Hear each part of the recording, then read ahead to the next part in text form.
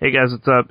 Dan here from KBMOD.com with Nick, also from KBMOD. Hi. And this on the screen here is some Quantum Conundrum with Nick shaking the PS3 controller sticks incredibly hard. You gotta warm up. But yeah, we had to play it on a console, unfortunately, at PAX.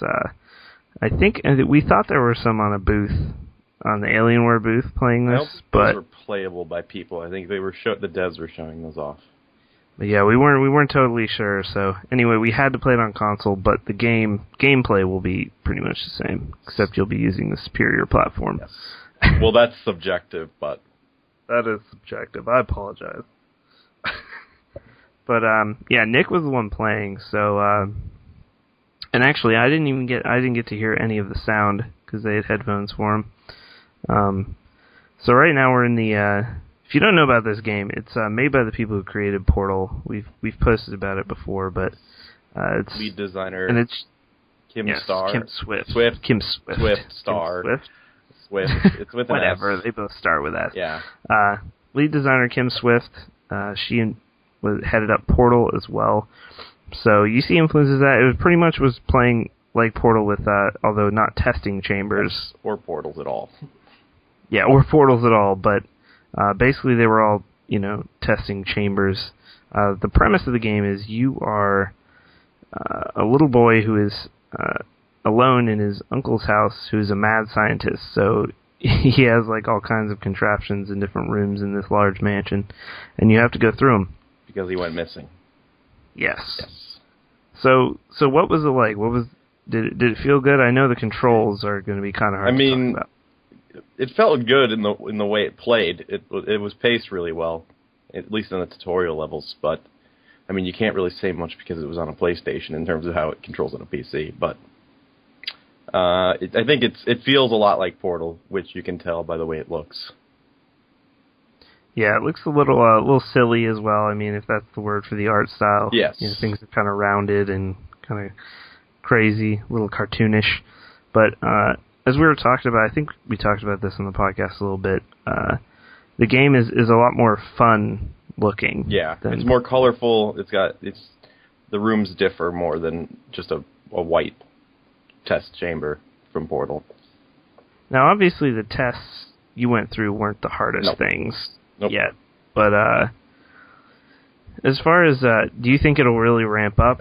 Definitely, since towards the end of the demo, you kind of started mixing between like the timing between the different dimensions that you're using. And I think in the demo you get the heavy, the soft, the fluffy, I think is what it's called. I don't know what the heavy, I think heavy is just called heavy. And then like a slow motion one. And then you start lifting things up and throwing them in fluffy, and then you change them to heavy, and then they break through glass, which comes up eventually. I probably shouldn't have spoiled it. But yeah, so it is going to be a puzzler. We're not sure when it's out yet, but I think as you can see it's here, summer sometime. So you can see the familiar kind of Portal-esque launching of some boxes here. Physics-based puzzles. Yes, in this game, I don't think you actually ever see it, but you wear a glove, and the glove is what changes dimensions. In fact, Nick may not even get the glove, because I don't think we go to the very end. So there he breaks the glass, and by switching to heavy in midair, he had to switch from fluffy to heavy. So, but he doesn't. I don't think you get the glove actually yet. At the end of the demo, I think I saw someone who played before us get it.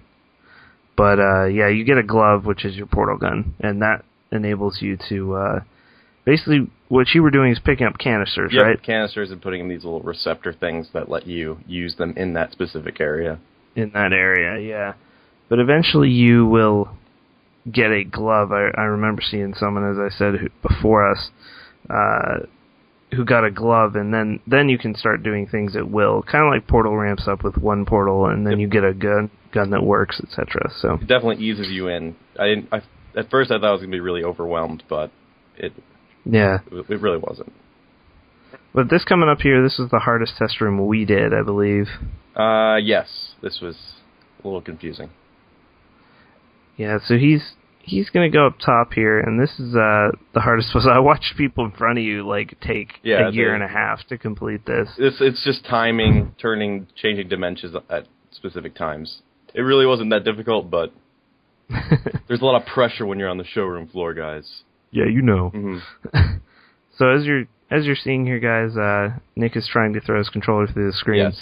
But also you can see a bunch of safes are being dropped from all those chambers up there, and a laser is going past. So you got to switch to the heavy mode to create a staircase. Right there. Right. Yes. Beautiful. So there you go, and he takes those out. This was the hardest puzzle, as I said. Now after this, which we're getting close to the end, but after this, what we didn't get to because we were interrupted by Captain Sparkles yes. and his internet fame. Yeah. Came up from behind us at the show there.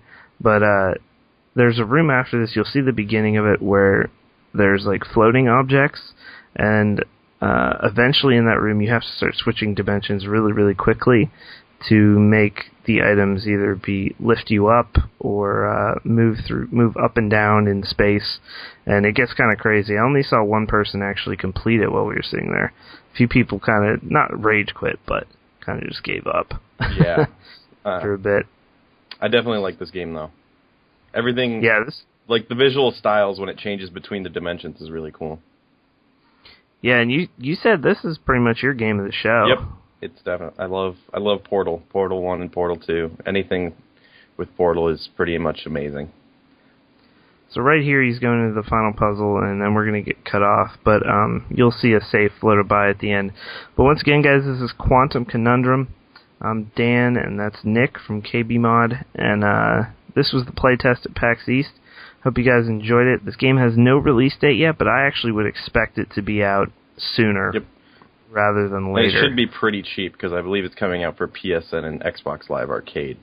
So probably pretty cheap. $15 if I had to guess. Yeah. Oh, you can see my reflection. I'm cute. But yeah, probably $10-15 value price title.